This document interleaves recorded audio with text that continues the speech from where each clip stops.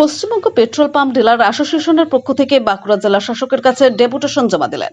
রাজ্যে পালাবদলের পর সরকারি জ্বালানি তেলের উপর কিছু নিয়ম চালু করেছেন, যার ফলে জেলার প্রান্তিক পেট্রোল পাম্পগুলোকে সমস্যায় পড়তে হচ্ছে। সরকারকে পাম্পগুলোকে নির্দেশিকা জারি করা হয়েছে যে যানবাহন ছাড়াও অন্য কোনো জায়গায় পেট্রোল বিক্রি করা যাবে না। তাতে সমস্যায় পড়তে হচ্ছে তাদেরকে, কারণ বাঁকুড়া জেলা কৃষি প্রধান, বর্ষার মরশুম আসছে, তাই কৃষি কার্যের জন্য চাই ডিজেল ও পেট্রোল, কিন্তু কৃষকরা তা পাচ্ছে না। ফলে কৃষকদেরকে সমস্যায় পড়তে হচ্ছে, বিঘ্নিত হতে পারে জেলার কৃষিকাজ।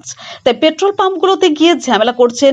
তাই আজকে পশ্চিমবঙ্গ পেট্রোল পাম্প ডিলার অ্যাসোসিয়েশনের পক্ষ থেকে ডেপুটেশন দেওয়া হলো জেলা শাসকের কাছে। এই বিষয়ে বাঁকুড়া এক্সপ্রেস টিভির মুখোমুখি হয়ে তাদের প্রতিনিধিরা কি জানালেন, শুনুন সেই মূল্যবান প্রতিবেদন।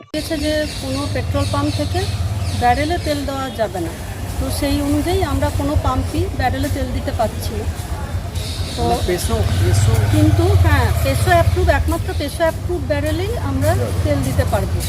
কিন্তু চাষিদের কাছে তো পেসো অ্যাপ্রুভ ব্যারেল সকলের কাছে নেই। আর এখন মার্কেটে সাপ্লাই নেই। হ্যাঁ, আর এখন তো বর্ষাকাল চলেই এলো, তো সেই ক্ষেত্রে কী হচ্ছে, চাষিদের একটা ভিড় লাগছে আমাদের পাম্পে, প্রচণ্ড ঝামেলা করছে নর্মাল ব্যারেলে তেল দেওয়ার জন্য। কিন্তু আমরা ব্যারেলে তেল দিতে পারছি না বলে একাংশে মানে হচ্ছে, এরকম অবস্থায় পৌঁছে গেছি।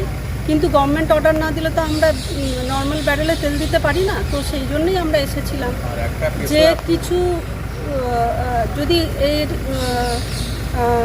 সরকারের তরফ থেকে যদি এই বর্ষাকালীন সময়টাতে চাষিদের ব্যারেলে তেল দেওয়া বা অন্যভাবে, জানি না কীভাবে সম্ভব, সেটা সরকারই করতে পারবে, কোনোভাবে তাদের তেল দেওয়া যদি সম্ভব হতো, তাহলে আমাদের উপর এত মানে চাপ পড়তো না, প্রচণ্ড চাপে। হ্যাঁ, আর চাষিরাও উপকৃত হতো, কেননা তাদের পক্ষে ট্রাক্টর মাঠ থেকে পাম্পে এনে তেল ভরা সম্ভব নয়, তাদের এটাই দাবি।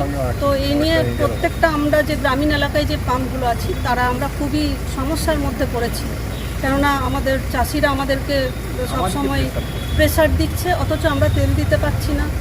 আর এটা একটা মানে তারাও ক্ষতির সম্মুখীন হচ্ছে, আমাদেরও একটা গ্রামীণ পাম্পগুলোর একটা ক্ষতি সম্মুখীন হচ্ছে।